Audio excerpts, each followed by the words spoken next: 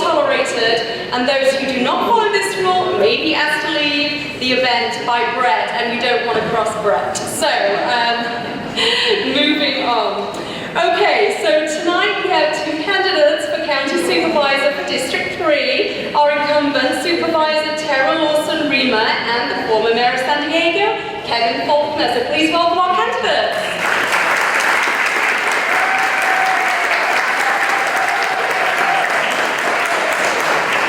So candidates, each of you will get 2 minutes to give an opening statement. We've asked you to share why you feel you're qualified to serve as a county supervisor. Then we're going to have several questions that we've prepared tonight that the candidates haven't seen, and they'll get 2 minutes each to answer those. We also have some really fun get-to-know-you questions where they'll write their answers down on a pad of paper and I'll read the answers to you. And lastly, you, the audience, you can ask questions too, because this event tonight is all about you.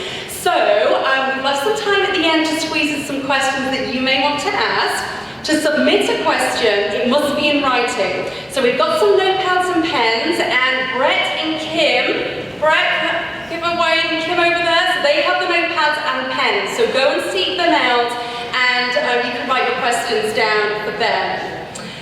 Okay, so candidates, Sherry Yardley. Sherry, there she is.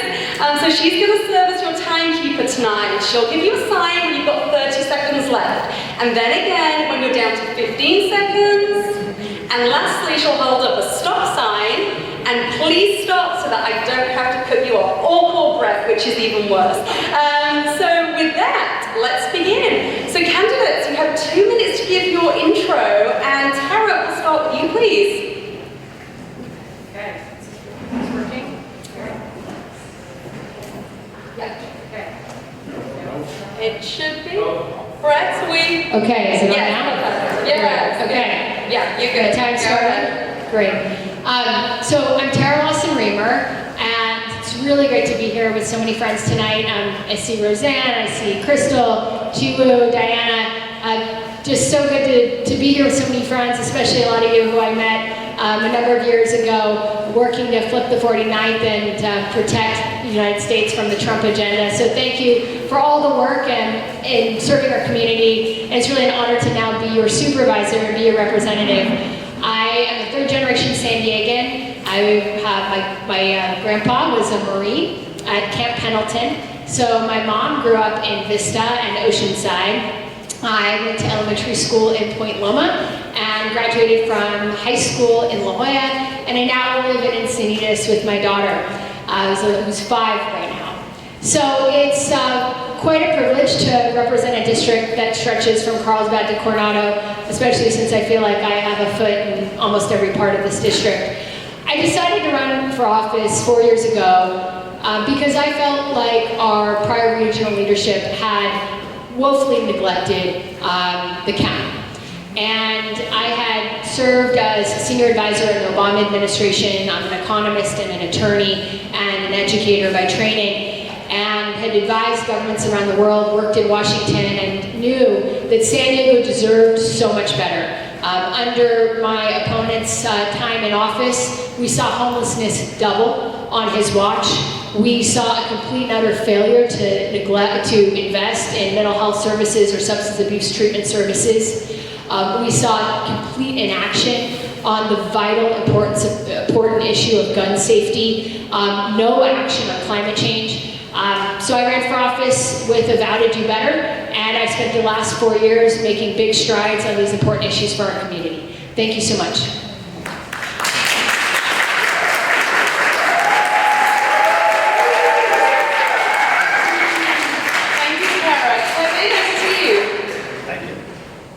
Well, thank you.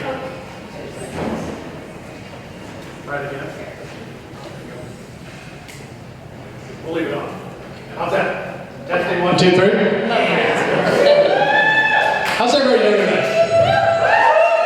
Thank you. It's great to be here. Thank you to the Carlsbad Chamber of Commerce, Encinitas. It is great to see all of you. I am running for this seat because things are headed in the wrong direction. They are going the wrong direction because we haven't had the leadership of the County of San Diego over the last 4 years. And tonight I'm looking forward to talking about the issues that matter to us most.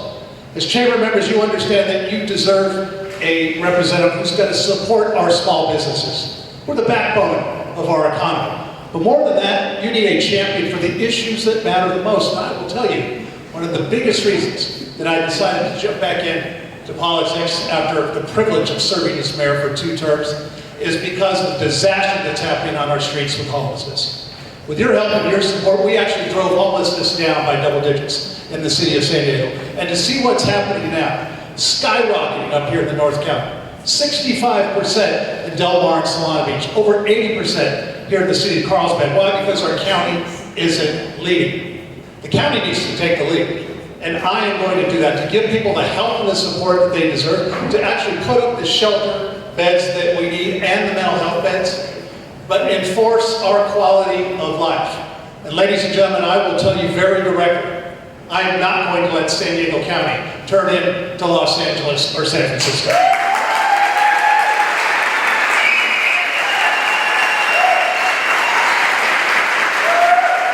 I'm looking forward to talking about a lot of other issues tonight in terms of housing.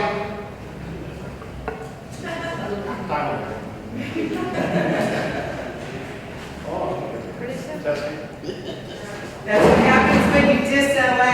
Housing.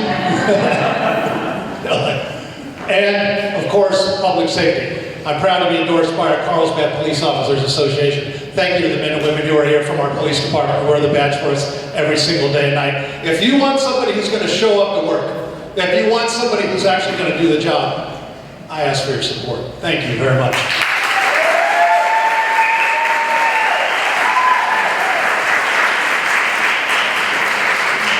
Thank you so much, candidates. Just a quick reminder, no filming, please, audience. We do need to all abide by that, so no filming, please, in the front also. Thank you. Okay, thanks. Okay, candidates, so thank you so much for that. It was great that you introduced yourselves, maybe to some of us who aren't quite as familiar with you. Now we're going to go to the actual questions. So just to recap, you have 2 minutes each to answer these questions. And Tara, we will start with you. So question number 1, what is your vision for the County of San Diego and what's holding it back from achieving this vision? Thank you so much for that question. I ran for office 4 years ago and I'm running for re-election because I'm fighting for clean air, clean water, and clean streets for our community to keep us safe and to keep us healthy. And that means that we need to keep working on fixing the Tijuana sewage crisis that is polluting our ocean. It means that we need to double down and triple down on the steps we've begun to make in transforming our approach to homelessness. Since I was elected, we've gone from exactly zero county-supported shelter beds to almost 1,000. We've increased by 30% our investment in mental health and behavioral health services, and we've done that without raising a single tax because we've actually gone out and sought out the state and federal money that we deserve in our community. We've made real progress on the Tijuana sewage issue, securing $400 million to repair the sewage treatment plant. We've got $300 million left to go, but that's a huge step forward. They've already started construction. And we've made big strides in some of the issues that I think affect people who are parents really close to our heart. Issues around gun violence and gun safety, issues around climate change, making sure that kids can go to school and not worry about being shot by an active shooter, making sure that we are doing our part to protect our climate for future generations, and starting to make a dent on the housing crisis.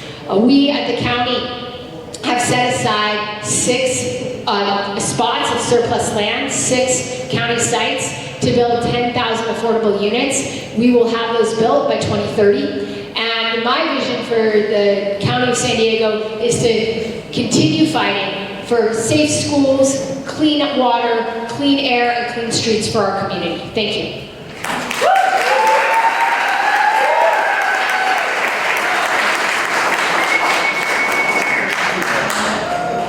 And the same to you, please, Kevin. Would you like me to repeat the question?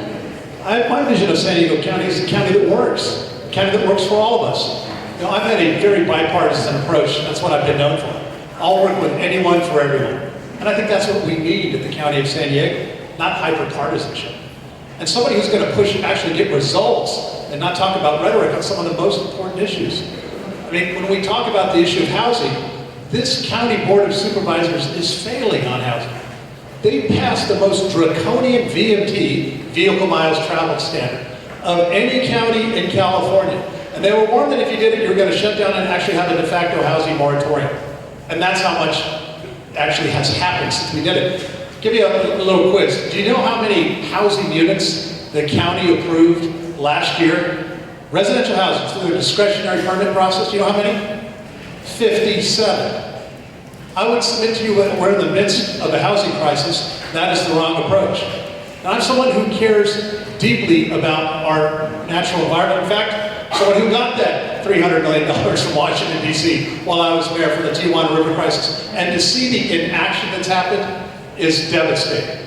But yet, let's not talk about what's going on the board. Let's talk about what's happening right here in our District 3. We have the largest homeless encampment in the midst of one of our natural treasures, the San Diego River. And I've been bringing highlights about it. County is completely ignoring it. Not only the garbage, the waste, the feces that are going into the water in Mission Bay, we need to act, and I'm going to.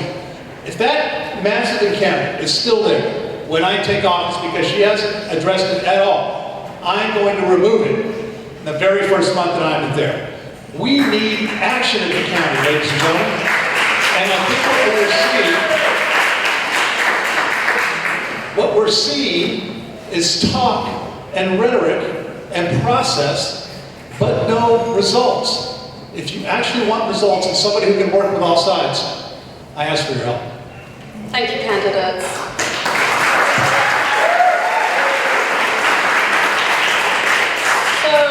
Unfortunately, we're going to have to take a pause. There is still filming in the front row, so madam, I'm going to have to ask you to leave. Sir, as well, you appear to be filming with your phone. Okay, if you could put your cell phone down, please. I went over the rules at the beginning, sir and madam. So Brett, if you could kindly ask our two guests at the front to leave, please. We went over the rules at the beginning. No one is allowed to film in here other than the official filming. You made that very clear at the beginning.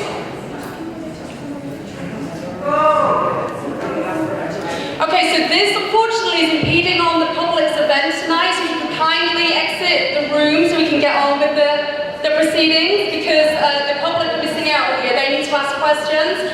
Okay, so unfortunately we're going to have to pause because we have two members on the front row that are refusing to comply with the rules of tonight's event. So it's up to you guys. If you want to postpone tonight, which is not going to be good for either candidate, that's fine, but right now I cannot proceed. Okay.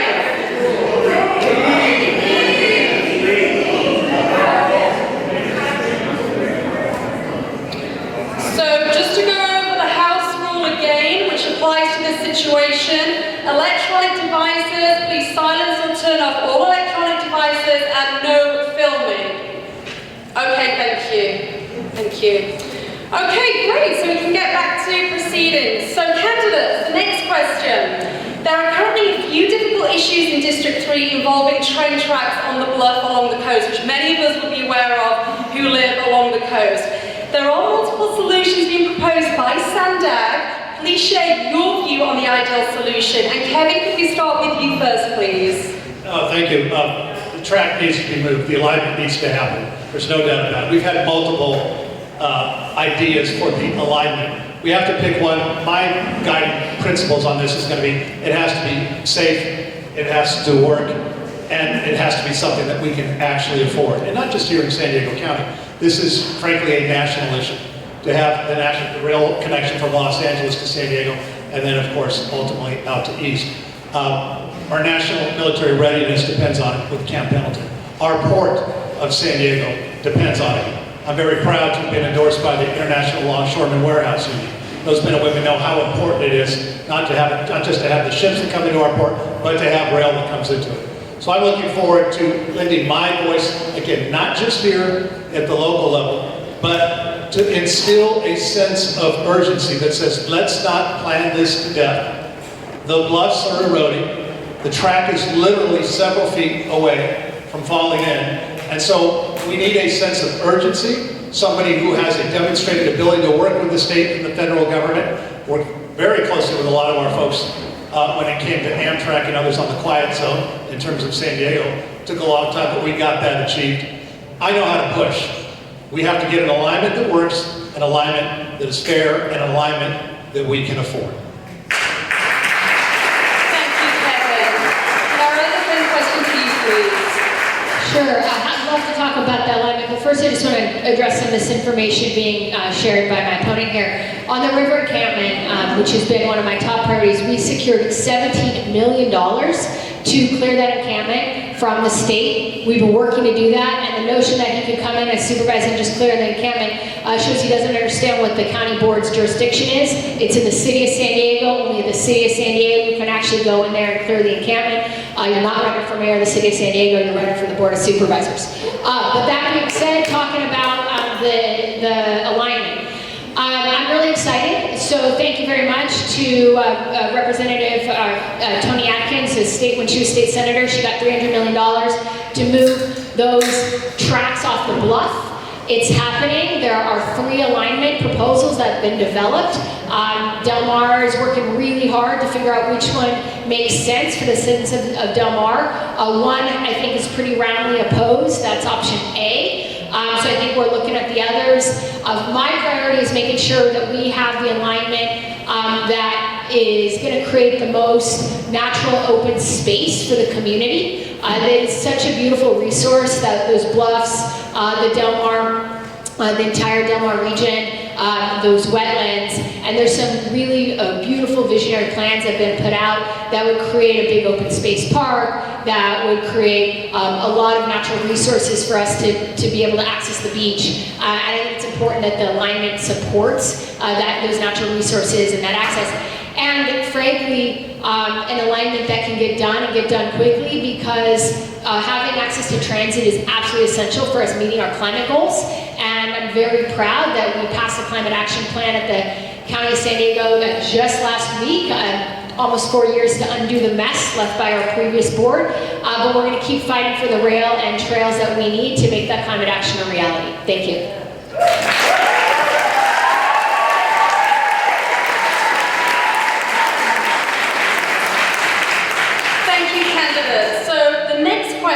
Sandag has previously proposed a vehicle miles travel tax as a way to pay for their projects. While this has been removed from the current funding plan, please share your views on a possible vehicle miles travel tax and how you would vote were you on the Sandag board. And Tara, we will start with you on this one, please. I'm against the vehicle miles travel tax. I voted against it when I was on the Sandag board, and I would vote against it again. I'm very committed to reaching our climate action goals. It's why I've been championing a climate action plan of the county for the last 4 years. As I mentioned, we finally passed that just last week. And the vehicle miles travel tax is not actually going to help us get there, I think, at this time, particularly because there's such a huge movement towards electric vehicles. So as the kind of contours of what it means to drive in San Diego change, we really have to focus on making sure that we can support working families to get to jobs, to get to work, investing in the kind of climate action that prioritizes equity, and really takes into account that a lot of people are struggling. You know, people are dealing with inflation, the rising cost of gas, the rising cost of housing, and my commitment as we take action on climate is to do it in a way that keeps costs down for the everyday person, and make sure that people keep their hard-earned money in their pocket and spend on the things that matter to them, like their kids and those things that really make a difference in our day-to-day lives. Thank you.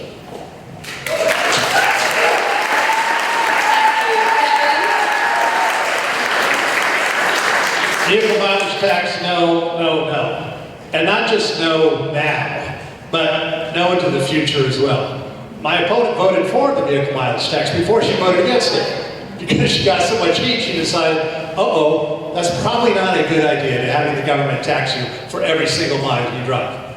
That's crazy. We're not going to do that. That's not who we are as San Diegans. And so the answer to that is absolutely not. Let me also go back to the river, because my opponent will talk a lot about process and dollars. You don't need $17 million, ladies and gentlemen, to clean up a massive homeless encampment in the San Diego River. What you need is the political will to get in there and get it done.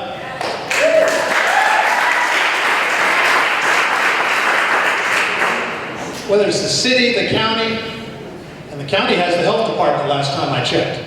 And what's going on out there is not only a human catastrophe, but an environmental catastrophe.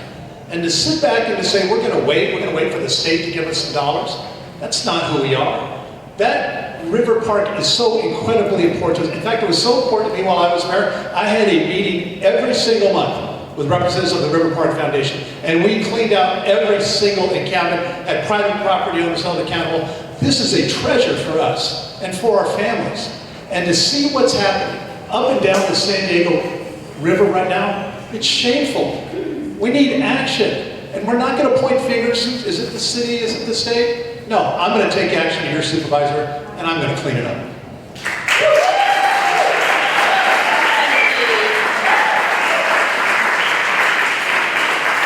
Okay, so homelessness. We've already touched upon this point already tonight, but this next question centralizes that point. So homelessness, as we all know, has become a significant issue throughout the county. Communities within District 3 recently saw significant increases in homelessness per the point-in-time count this year. Kevin, I'm going to ask you to start, but if you could share how you think the county should seek to solve this challenge, please. Yeah, show up and actually get to work on it. And I think one of the things that we've seen is my opponent is vice chair of the county's region-wide homeless committee, the Continuum of Care. A vice chair is a leader. And you know how many meetings that she's gone to in the last 3 years as the vice chair? 0. I would submit to you that if you actually want to have homelessness go down, you need to have somebody who's going to step up and do it. So, Tara, you will so candidates, no interrupting, you will get your chance to reply once Kevin has spoken. I promise not to interrupt you if you don't interrupt me. Thank you. Okay, please continue. So what we need is action. And what we're not getting is like homelessness, I don't need to tell anybody in this room. It's at the highest point that it's ever been. It's gone up every single year that she's been in office. And the county should lead. And I saw it very clearly while I was mayor. And I actually worked very hard against the County Board of Supervisors to say, we need a regional plan. Don't let each individual city have to come up with their own resources.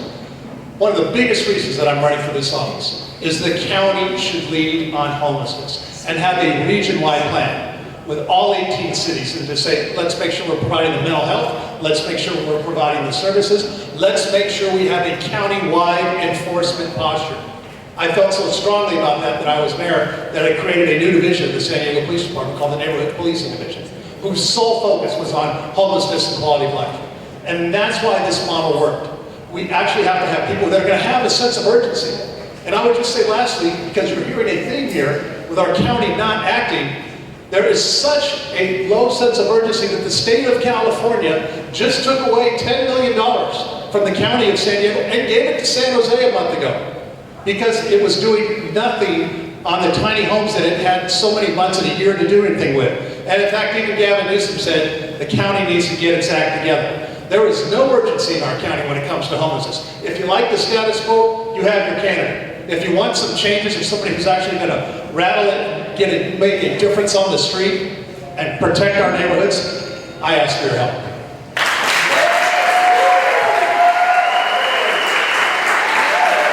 Thank you, Kevin. Tara, your response, please.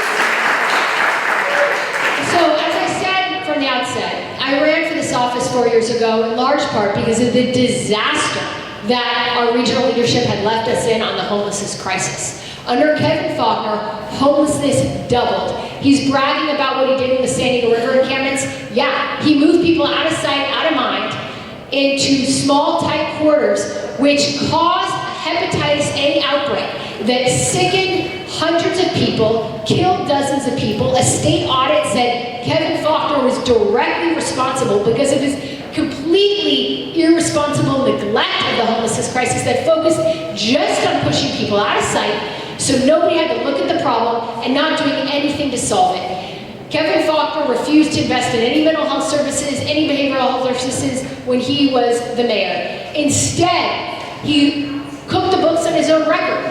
He changed the way homeless homelessness was counted on his watch, so that if you were living in an RV, you weren't being counted as homeless anymore. So he could say that homelessness fell under his term in office. He cooked the books, he lied about his record just like he's lying about mine.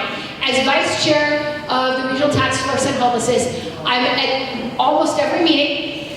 I've led the fight to roll out our diversion program, which has now helped over 1,600 residents of the District 3 to stay out of homelessness.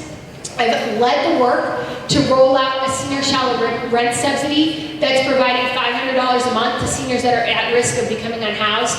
I've led the work to actually build the shelter beds that I talked about, going from zero to nearly 1,000 beds in our region. And it is shameful that they took $10 million, that Gavin Newsom took $10 million from us. And I am the lone vote against that. I was the lone vote to build those tiny homes. Because homelessness is a crisis, and I believe we have to take a data-driven approach. We have to look at diversion programs, senior rent subsidies, interventions that work, not a bunch of promises that someone can't deliver. Okay, thank you.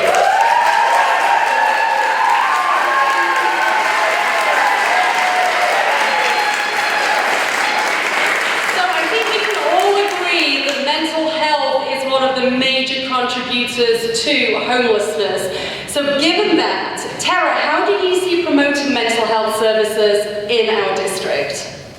It is one of the biggest contributors. Nearly 50% of the people that are unhoused on our streets are there because they're suffering from a mental health or a substance abuse crisis. First of all, since I was elected, we've increased by 10 times the number of outreach workers on our streets. We've increased by 30% the amount that we're investing in mental health services for San Diegans. That includes workers, services, but also beds. We built hundreds of beds. We're now in a partnership that we're negotiating with UCSD to build another 40 beds. I've been the leading voice fighting for urgent implementation of CareCorps. We were the first county in the state of California to raise our hand and volunteer to pilot CareCorps, which mandates that if you need help and you're suffering from a mental health crisis, you have to get that treatment. And we've now seen over 150 people go through CareCorps and begin getting the treatment that they need so that they are not sleeping on our streets. And we know that this is a crisis that has been brewing for decades. It's been brewing for decades ever since Reagan in the 70s defunded homeless and mental health services. We've gone from 60,000 mental health beds in the 70s to only 11,000 today. And we have been fighting over the last 4 years to turn that trend around. That's why we fought to pass Prop 1, so we'd actually have the money to build those beds. And we're going to continue fighting that fight. Unfortunately, my opponent was doing nothing on this issue when he was mayor, and he never did anything on mental health or on substance abuse until he had that hepatitis A outbreak that killed so many people, put all of our public health at risk, and then all of a sudden, when he was looking really bad, then he started trying to scramble to say he's doing something on mental health and the homelessness crisis. That's not what I'm about. I'm about leading, not following. Thank you.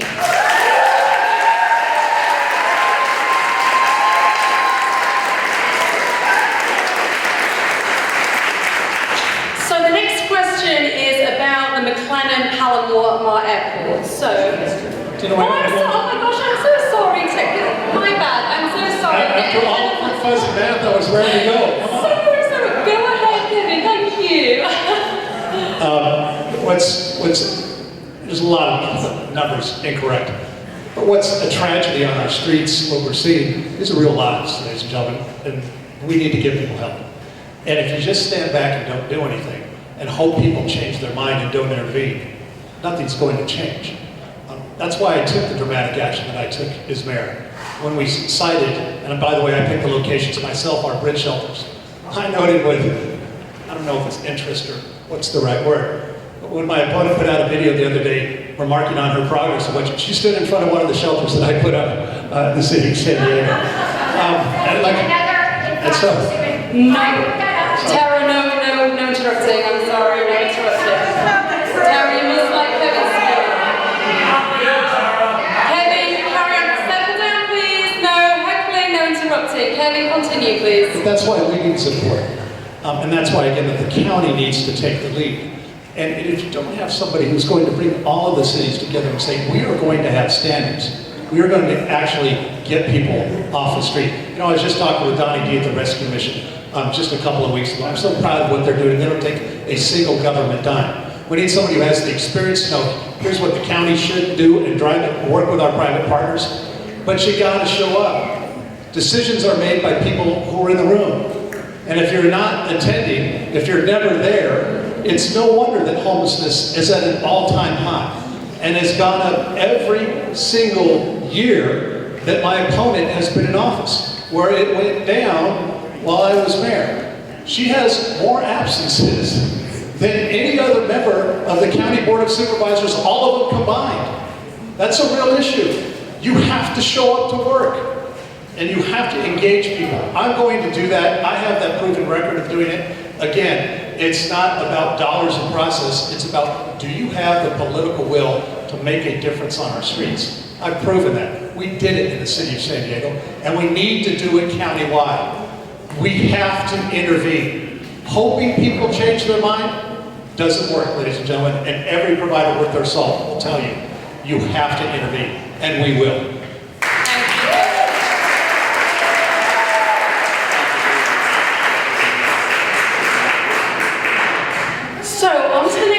The McLennan-Palomar Airport is a hot topic of discussion here in Carlsbad. It's obviously a big value to the economy of our region, and it currently has some limited consumer travel options once again. But residents fear that it will be expanded into a new John Wayne-style airport. Kevin, I'm going to ask you to start with this, but share your vision, please, for the airport and its future. Well, we have a great airport here, but it has to work for our neighbors. And we have to insist that we have, in terms of curfews that work, and we have flights that work. Look, I know a lot about that, having lived in Point Loma with all the airplanes and how the jets and what it means to actually work. You have to work with the community. And that's in all the town halls that I've done and the community events that we've done, my commitment is very clear. This is a regional asset for us. But we have to make sure that it stays an asset that works for our neighbors. We're very fortunate to have that connection for all of our businesses here and our biotechnology and others in Carlsbad. That is very incredibly important. But any potential plans have to actually make sense for the future. And if you're not keeping in mind our neighborhoods, then you're not going to have a plan that's going to work. I've seen that firsthand in terms of, like I said, Point Loma. And so my watchword is going to be interaction with our neighbors, and again, supporting a plan that will ultimately work. You have to get consensus. I spent a lot of time on getting consensus, and if you don't have it, you're never going to actually move the needle. That's the approach that I've taken my entire career, and that's the approach I'm going to take on all of these issues when it comes to acting.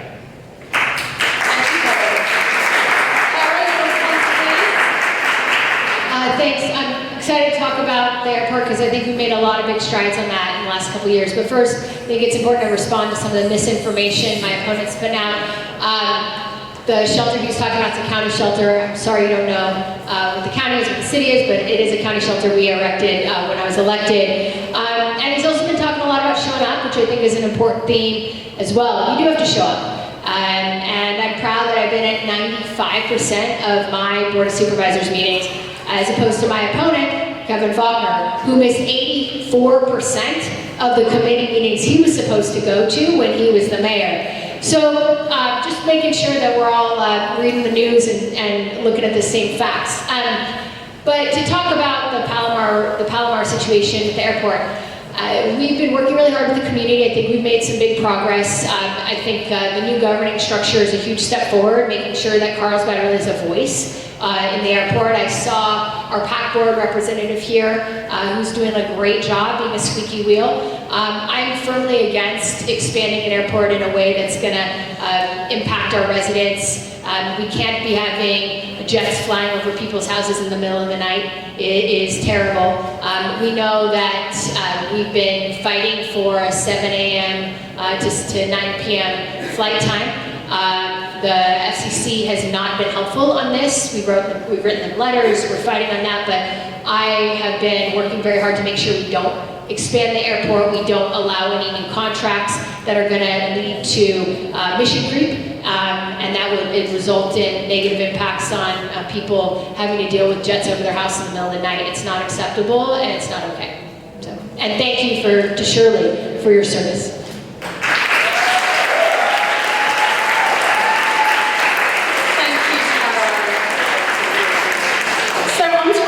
Question. The state of California has legislated minimum wage requirements in certain industries, including fast food and healthcare. This has created a strain on those business sectors and has also contributed to bankruptcy filings for some businesses in those sectors.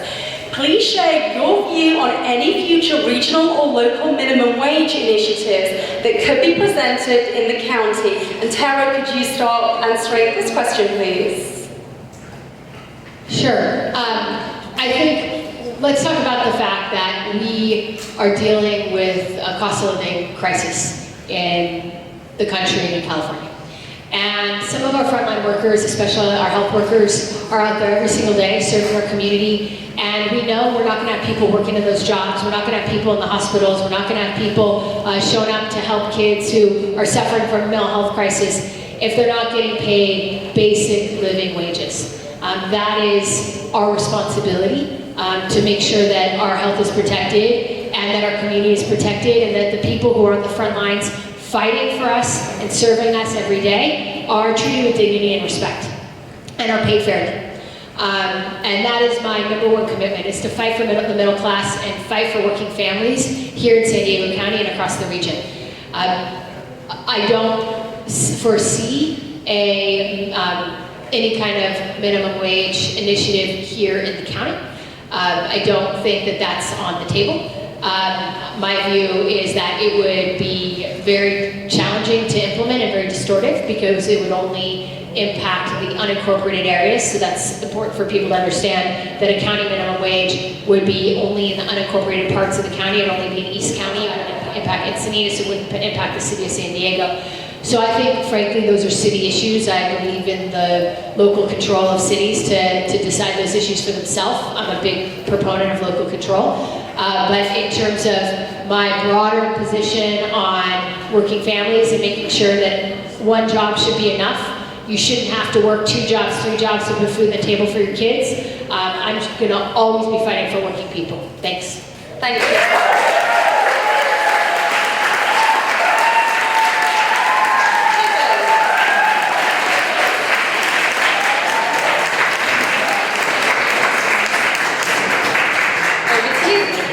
Look, I think the Chamber of Commerce, Carlsbad and Encinitas, has been on the front line of screaming to the top of their lungs, please don't put any more burdens on us for our small businesses.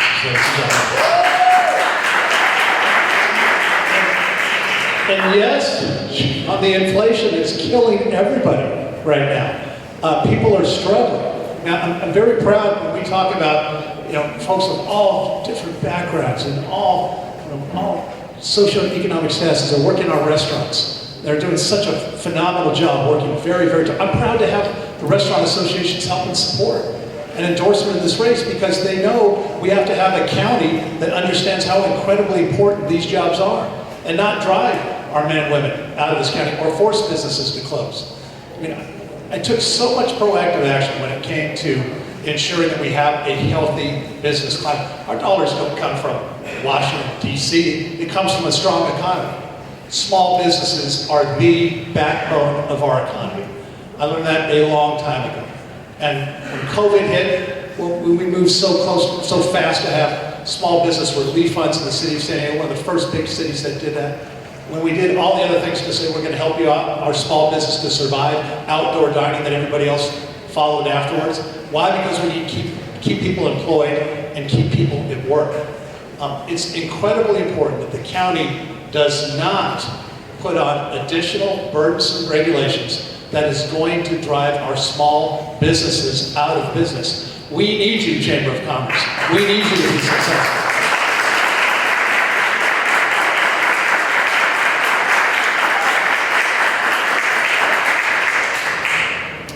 Thank you. Okay, so our next question is centered around tourism, which is of course a very important aspect to our District 3 and of course to San Diego in general. But what challenges do you see in this industry, and how would you support tourism as supervisor? And Kevin, if you could kick us off with this one, please. Couldn't agree more how important tourism is to our economy, one of the massive major drivers throughout the entire county, and of course right here in Carlsbad. I mentioned I was fortunate enough to have the support of our restaurant association. Just last week I got the support of our lodging industry association. How important that is to folks that are coming, spending dollars, and keeping those dollars here in our local economy. They understand that they need to have a supervisor who's going to fight for them and do everything we can to grow our tourism economy. I have a very strong record of this while I was mayor, and I'm going to have an equally stronger record when I'm on the Board of Supervisors. Because every dollar that we're getting somebody to come into San Diego County, put money in our hotels, stay in our restaurants, visit great attractions like Legoland right across the street, we're growing our economy, and that gives us the dollars that we need in the county that helps us keep our libraries, our parks, pave our roads. And the more we can do that, the more we don't have to do what some like to do, just constantly go back and say, we need a tax increase. And so I'm going to be a champion of the tourism economy, just as I have all of these years. It is a strength for us here in San Diego County. It's a competitive advantage. We need a supervisor that understands that, is going to promote that, and that's exactly what I'm going to do.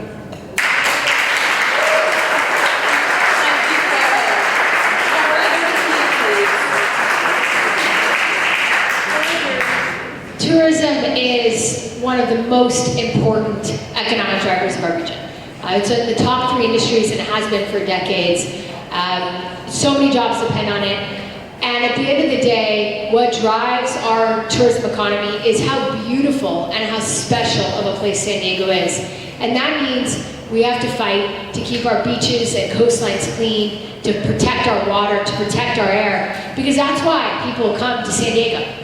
They come to San Diego to go to the beach. They come to San Diego to surf. I mean, I'll tell you, I've been working for Obama and living on the East Coast for a long time. I moved home because I surf and I miss the ocean, right? I often tell folks I feel like I should get you see all those surfers out there, and they should get a little premium for all the tourists who take pictures of them. That's why people are here, is for our beautiful beaches, our beautiful coastlines. And that's why protecting our beaches, protecting our water, fighting for clean water, tackling the sewage crisis in Tijuana, building on our stormwater infrastructure has been one of the main things I've been working on since I was elected. There has been a massive disrepair of our stormwater infrastructure under the previous County Board of Supervisors. They really just did not invest in tackling our stormwater crisis and leading to massive runoff that was polluting our beaches. And since I was elected, we've invested $200 million to fix our dilapidated stormwater system and keep our beaches clean. I've been fighting to tackle the Tijuana sewage crisis, and I am very proud to report that due to a lot of arm twisting, a lot of advocacy, not just by myself, but by my other colleagues, my other Democratic colleagues, Mike Levin and Scott Peters and Juan Vargas and Nora Vargas, we've managed to get the Mexican government to agree to fix the Punta Bandera sewage treatment plant that's down in Rosarita. Thank you, Tara. Time is now up. Okay, hopefully we'll get to talk more about sewage. Thank you.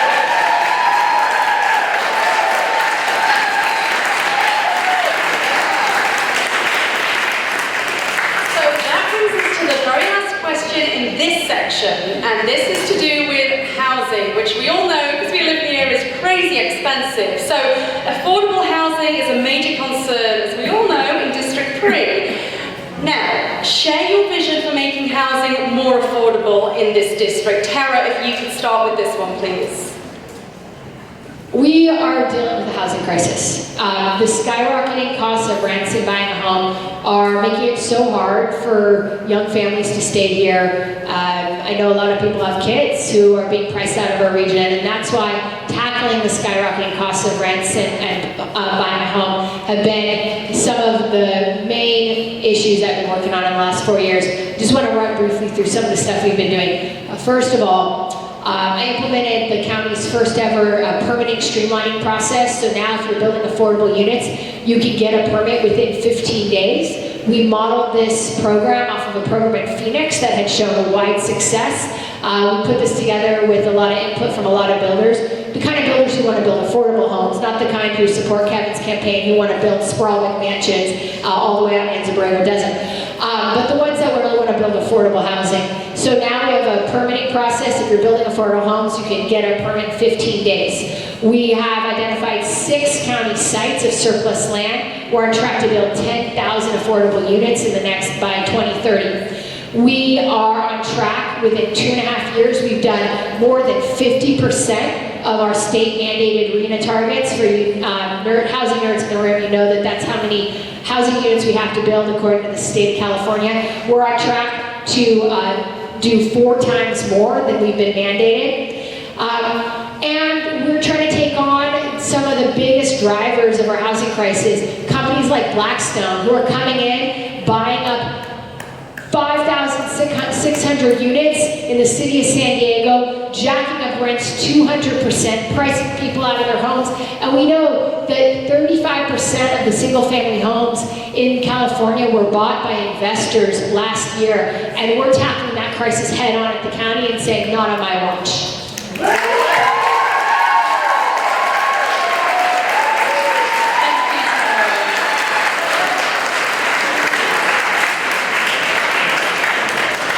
Go ahead, Kevin. We're absolutely in the midst of a housing crisis, and yet we have our county governor who's in charge of land use decisions in the unincorporated area of San Diego County has permitted last year 57 residential units. You know how many tentative maps have been submitted this year for other housing projects? 0. Because we have a de facto moratorium. If your vision is you want to cram everybody into the coast and everybody's going to take the trolley to work into Costco, that's not going to work. We have to be realistic about this. We have to increase the supply. So I put my 2 kids back to college a couple weeks ago. I want them to be able to come back to San Diego. I really do. But if we're not increasing the supply and making our region more affordable, we're going to continue to drive more people out of San Diego County. And the folks that were counting on those houses, by the way, out in Lakeside, Alpine, Ramona, that all got shut down where it would have been affordable, where we could have located these village concepts and the surrounding commercial developments. So not only would it have been great for families that are trying to actually afford San Diego, but it would have been great for our construction workers and everybody else who's working so hard to try to get a job. But instead, what we have now in the county of San Diego is a de facto housing moratorium. That is not going to work. I fundamentally disagree on saying we're going to jam everything into the coast and we're just going to let everybody ride the trolley. That is not who we are.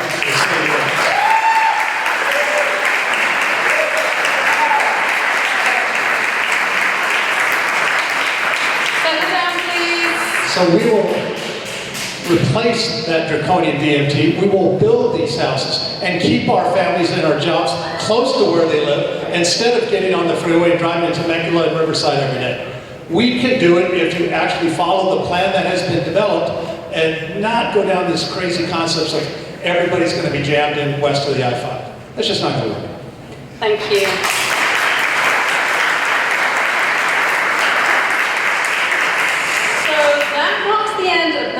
Of tonight's debate, and now it's the fun part, candidates, because we have 3 get-to-know-you questions, and these are going to be good fun. So we're going to get to know them a little bit on a personal level. Okay, so I have 3 questions for you. So do you both have a pen and paper? Okay. So if you can write down the answers and then share your papers with me, and I will read them out. Oh, the timing is 2 minutes. Yeah, 2 minutes. You have 2 minutes to answer these questions. In fact, Sherry, I think that's a bit generous. Should we do a minute? I think let's do a minute. Let's do a minute because I think that's pretty generous. Okay, so question number 1. Share your 3 favorite books you have ever read. And your 1 minute starts now.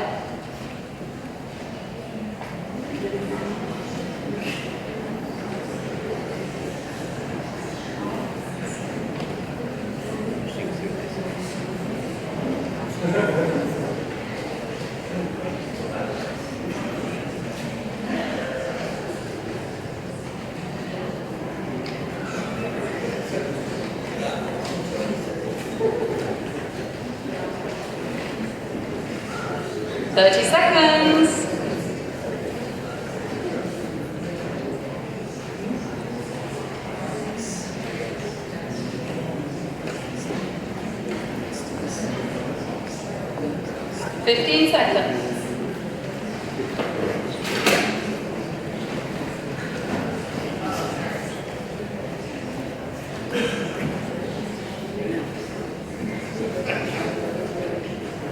And stop writing. Okay, I'm actually going to ask you guys to read those out because, no offense, I'm seeing some doctors writing over there. I'm probably not going to be able to read. So, Tara, why don't you answer first of all? Share your 3 favorite books, please. Yeah, professor writing, but yes. So my books are Development is Freedom by Nobel Prize winning economist Amartya Sen. Barbarians at the Gate, a surf book that I love, and Thinking Fast and Slow, also another book by a famous economist. Okay, perfect, thank you. Kevin, your 3 favorite books, please. The last line, written by William Manchester, had all to do with Winston Churchill and his background and biography and what he had to do in terms of making the tough decisions in a very difficult time with the world. My second one was a political book written by Christopher Matthews, of all people, called Hardball, and talked about how you should get involved in politics and how you should be able to work with people of all different stripes. And then my last one was Ernest Hemingway, The Sun Also Rises. I'd love to be able to live that lifestyle at some point. Thank you. Okay, so, this is a good one. So question number 2, candidates. Name 2 people of influence in your life that have left a lasting impact, and your time starts now.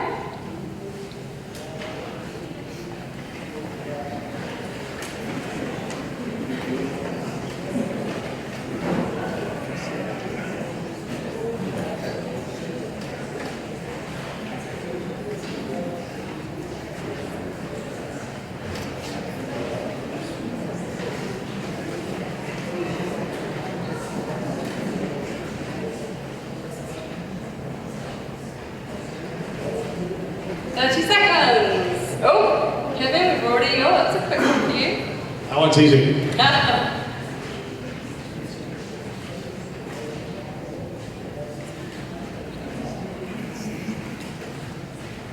15 seconds.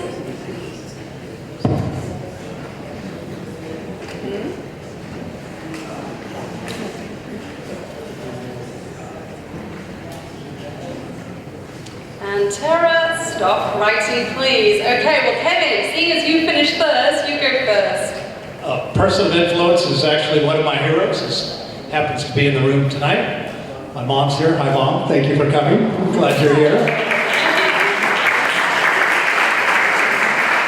She taught me at a very early age about perseverance and about sticking to stuff, and what she did to go back to school while she was working and get her degrees and others, and she's been quite an inspiration. So I'm glad you're here tonight. Thank you, Mom. Second one is my father, who got me involved in government and the importance of getting involved. He was a deputy city manager of my hometown in the city of Oxford. And as a kid, I would do homework in city council chambers, and that's probably where some of this rubbed off on me. So I was very, very fortunate to have 2 parents that really gave me every opportunity, and just means the world to me. Thank you, Kevin. And Tara, what about you? I got 2 as well. My first is my dad, and he was always my role model growing up. He was a journalist, community organizer, just sort of a fierce fighter for San Diego, and definitely helped me kind of figure out how to be an organizer. He was the one when I was really upset about Prop 187 when I was in high school, a really racist bill that was criminalizing folks based on the color of their skin. He's the one who helped me figure out how to organize a walk. Sorry, okay, the other one is Lil Brainer. She was my boss when I was senior advisor at the U.S. Department of the Treasury, and she now leads the Council on Economic Advisors in the Biden administration. She's just always wore heels, always looked awesome, and was always the smartest person in the room. So, amazing woman. Thank you. Okay, so the last question is the best question. Where was the last vacation you took outside of the county? So don't mention San Diego. So where did you go and when was your last vacation? 60 seconds, I think 30 seconds for this one, and your clock starts now.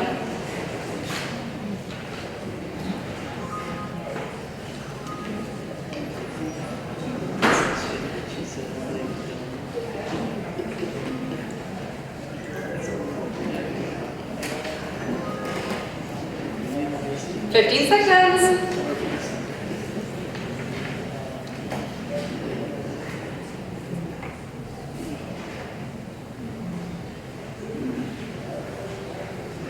And stop. Tara, where was the last vacation you took? Yeah, I went on a surf trip to Puerto Vallarta with my daughter and a couple friends, and it was really good. So, Nice. Thanks. Kevin, how about you? Unfortunately, no vacations this summer because it's campaign time, obviously, for all of us. But last summer, went to Catalina and was able to spend time with the kids and had a great time. I love being able to go there, not just for the water, but the natural environment inside the island. It's a special place where you can relax and just be away from the city. Thank you so much. Somewhere where I really want to visit too. Okay, thank you, candidates. So now, audience, thank you. We've got quite a few questions from you guys. So I'm going to read out a few of these. Let's start with this one. This is to do with crime, candidates. So we've had multiple questions actually concerning crime, including and particularly about retail theft and school shootings. So, Kevin, let's start with you. Please share your views on keeping our community safe, and how would you do that? Number one thing all of us can do in this room, this election cycle, is to support Prop 36. We have to change Prop 36.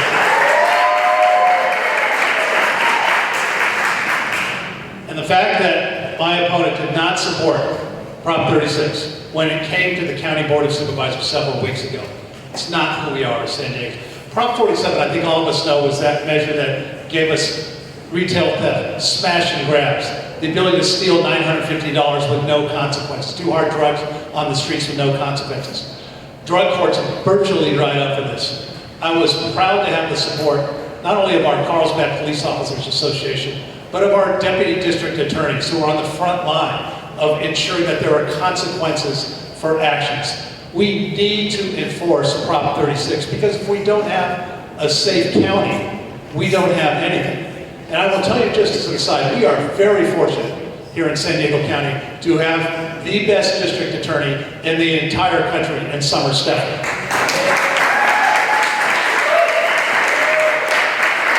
Summer Stephanie deserves a board that's going to back her up, that's going to back our district attorneys up. And so if you think that things are okay, and as I said, don't support Prop 36. But Prop 36 has been one of those things that has bipartisan support. And it has mayors up and down, Democrat, Republicans. We have district attorneys, we have police officers and others that are supporting it. We need to support Prop 36. And when she had the opportunity to do it just a couple weeks ago, she said, no, I want to wait a couple months. Thank you, Kevin. Tara, your response, please. I think we have a theme of misinformation going on in this debate, but just to make sure folks know what happened at the board a couple weeks ago, there was a request for us to support Prop 36. There was a lot of concern from community members that it was going to lead to defunding a lot of our mental health and substance abuse treatment programs that people rely on. We decided that we needed the county to do a fiscal budget analysis and come back to us in a couple of weeks. So early October, we will be considering that. I don't yet have a position. I'm a person who believes in having information before I make decisions, unlike my opponent who did buy a building full of asbestos on a handshake deal without an inspection. So, we do have a difference in governance styles.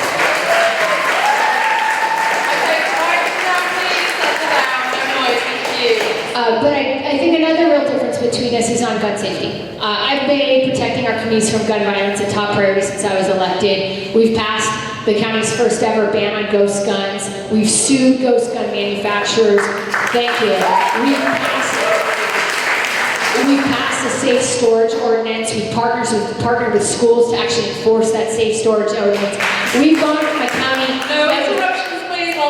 We've gone from a county that did nothing on guns to a county that is now leading the state on tackling gun violence. And that is in direct contradiction to my opponent's point of view, who has refused to support a ban on assault weapons. Who, when he had the opportunity to support a safe storage bill, he refused to support that at City Hall. So, if you want a candidate who looks at the data before we make decisions, instead of selling our buildings to our best campaign friends, if you want a candidate who actually is committed to tackling attacking gun violence and keeping our kids safe instead of kowtowing to the radical gun lobby like the San Diego Gun Owners Association, who has endorsed my opponent. I think voters in November have a pretty clear Thank you, Sarah. Your time's up. Thank you so much.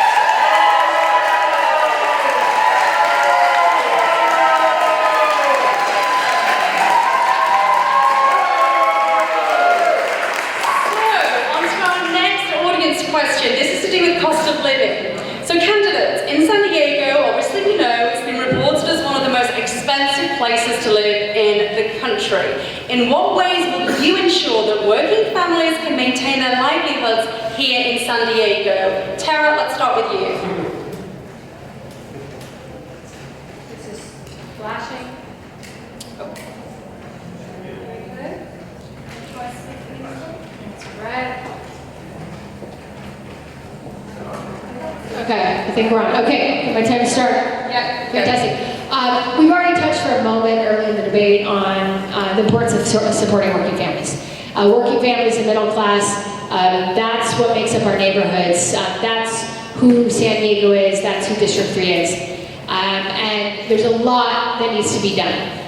First of all, number one is continue to make real progress on the affordable housing crisis. I already talked a little bit before about what we were doing on that, and I'm going to continue fighting the Blackstones that are trying to jack up prices, fighting to make sure that we can get affordable units instead of sprawling mansions permitted in a reasonable time, fighting to make sure that we can have homes that people can actually afford instead of houses that are $1.4 million just to get your foot in the door. Number two, one of the things we have to make sure that we continue to do is support our unions.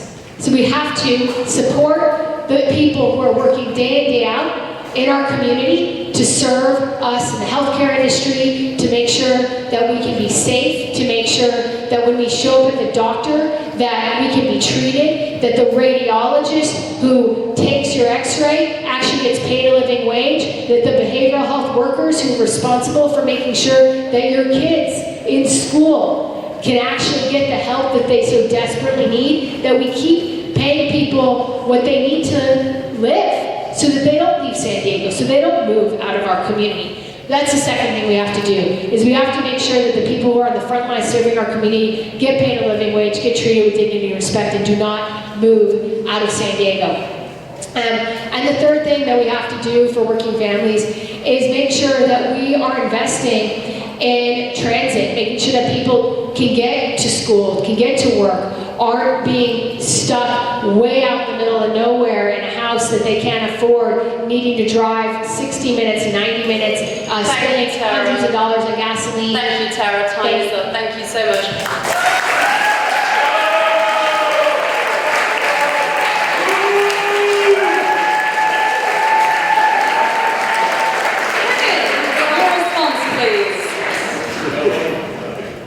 I have to go back to a previous answer, because if you need another 2 months, after 10 years of the failed experiment of Prop 47, you are so out of touch with the reality of what's happening on our streets. Every time you go to Target, you see everything locked up and it takes forever to try to get something. That's a uniquely California experiment because of the failed Prop 47. It's crazy what's going on. And not only do we need to end the retail theft, the smash and grabs, but we have to hold fentanyl dealers accountable for pushing the poison that they're pushing on our kids and our families. And so if you're going to say, I'm not sure about Prop 36, that's okay. But I think the vast majority of Californians are pretty clear about what they're going to do, particularly the million Californians that signed that ballot to say, we are not going to have this continue. It is a failed experiment. We need leadership in the county that understands that and is going to take action. That's going to be hugely important. And let me just say the big three issues for our quality of life here, they're the homeless, there's housing, and there's crime. That's the basics of what we should be doing. And on every single point right now, our county is falling farther and farther behind. Homelessness skyrocketing, housing at a moratorium, a board that's not supporting the most basic, simplest, common sense crime measure that the state has probably ever seen. This is not Republican or Democrat, ladies and gentlemen. This is common sense. What's the right thing that we should be doing for San Diego County? And so if you want somebody who's going to analyze and talk and not ever make a decision, you have your person. If you want somebody who's going to act, who knows the difference in terms of what we need to do, who knows the difference of right and wrong on our streets, I ask for your help and support. Thank you, candidates. So our final audience question is actually about foster children. So, what efforts do you propose the county can do to address the issue of foster children who will be removed from foster homes because the insurance company has indicated these homes will no longer be insured? Kevin, you have the privilege of answering our last question first. Thank you. Well, no, thank you. We have to make sure that we're doing everything we can to protect that insurance and how important foster kids are for a healthy, vibrant county. I've had the opportunity to work firsthand with particularly some of the private foster care providers that do life-changing work. And when it comes to kids, I can only just say very, very simply, we owe it to them. We owe it not to get caught up in the bureaucracy. We owe it them to ensure what is in the best welfare of our kids and in terms of what we're going to do to ensure that our providers can continue to provide. What they're doing is they're changing lives out there. And so we have to work to make sure we're keeping that insurance going. We have to make sure that the county is actually leading on providing those opportunities. The county can't do it alone. You have to work with our private providers because, like I said, they're doing the Lord's work. They're doing life-changing work, and they will have my full support.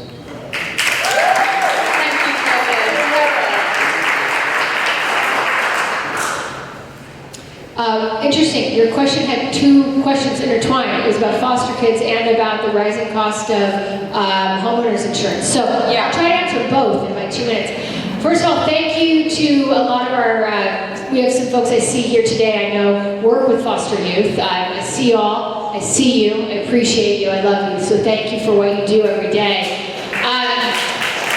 One of the programs I'm most proud of at the county is a new initiative that I rolled out that's really about keeping foster families, kids from falling into foster care in the first place. There's a lot of kids that are on the edge, their families are on the edge, they're struggling to make ends meet, and the reason they end up in our foster system is because their families are on the brink of not being able to support them, not being able to put food on the table, not being able to keep a roof over their head. So we piloted a program at the county that I proposed to, instead of just removing kids who are at risk, because of financial reasons, we're now providing financial support to help keep families together, especially families that are primarily facing economic uncertainty, and that economic uncertainty is what's driving kids' entry into the foster system. Because fundamentally, we know that once kids are in the foster system, it can be so difficult and so traumatic. And we want to do everything we can to keep families together. I'm very proud of this program. It was actually just covered in the Union Tribune a couple weeks ago as showing some incredibly promising results. And hopefully we're going to be able to continue scaling that up. And it's a kind of innovation that I brought to the county, which is looking for programs that work, looking for different ways of doing things, and then taking that data, taking that impact, and rolling it out and scaling it up across the county. I also just want to mention that I've been leading the fight to take on State Farm that has been refusing to issue insurance policies in the state of California. We have said that that's not acceptable. People have been paying insurance for decades, and they deserve their home to be insured. Thank you.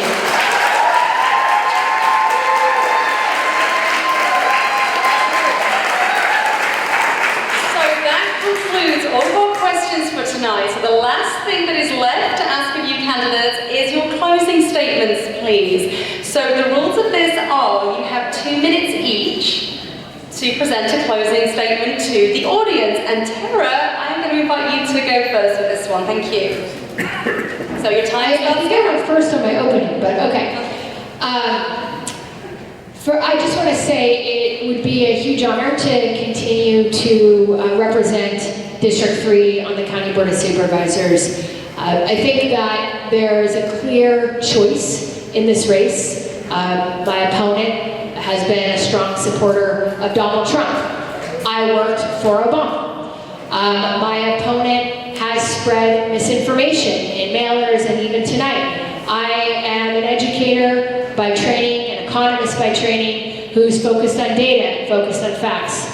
My opponent approved the purchase of a building full of asbestos on a handshake deal without an inspection, profiting his campaign donors $15 million. I've been working hard since I was elected to fight for clean water, clean air, and clean streets for the citizens of San Diego, because we could have taken that $264 million that he wasted on Ash Street and housed every single person in the county of San Diego. And thank you. I'm looking forward to the next 4 years. We've made a lot of progress, but we have a long way to go. Reproductive freedom is under attack across our country.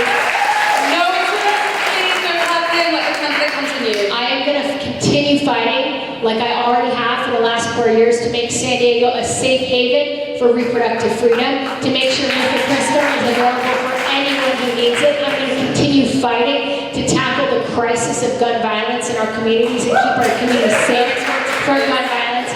And I'm going to continue rolling out real programs that really work. Our diversion program, our senior shallow rent subsidy, the programs to keep foster youth together, our care court program to make sure to mandate that people with mental health crises get the help that they need to really tackle our homelessness crisis instead of the cooking the books with numbers that are not telling the truth. Thank you.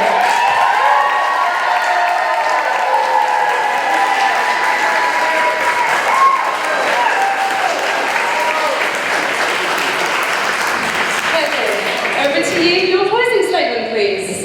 Thank you again, and thank you for everybody for coming tonight. It's a real privilege, and there's an absolute distinction about our two approaches. If you want rhetoric, if you want inaction on the issues that are the most pressing, you know what you're getting. But if you want somebody that's going to come in and shake up the status quo, who's going to have that sense of urgency, who's going to show up for work, I would ask for your help and support. The fact that our opponent, my opponent, has the worst attendance record of any supervisor and has missed more meetings than all supervisors combined, I think should lead you to believe why we're seeing some of the problems that we're seeing here in this district. You have to roll up your sleeves. You have to go to work. It's hard work. But you actually have to have a sense of urgency. And again, what we're seeing in our county is a lack of urgency. So bad that the state of California took away money from the county a month ago and gave it to San Jose on homelessness. The number one issue that we're seeing increase, our county sits back and is not doing anything. That is a disservice to the people that are out on the street. I took action while I was mayor. The only big city in California that we drove it down, and it wasn't easy. But I took an approach that said, I will work with anyone to benefit everyone. I'm a person that is, if you want somebody super partisan, I'm not your person. I work with bipartisan, I work with Democrats and Republicans. I have one goal. How are we going to get the job done for San Diegans? That's how we were able to accomplish what we accomplished in San Diego. So if you want somebody who's going to take that exact same approach, if you want somebody who understands public safety, if we don't have a safe county, we don't have anything. If you want somebody who's going to say, we're going to actually put those housing units back instead of taking them away, I ask for your help, because I am running because the best days of this county are ahead of us. If we roll up our sleeves, if we show up to work, if we bring people together, we will get the job done. Thank you, ladies and gentlemen.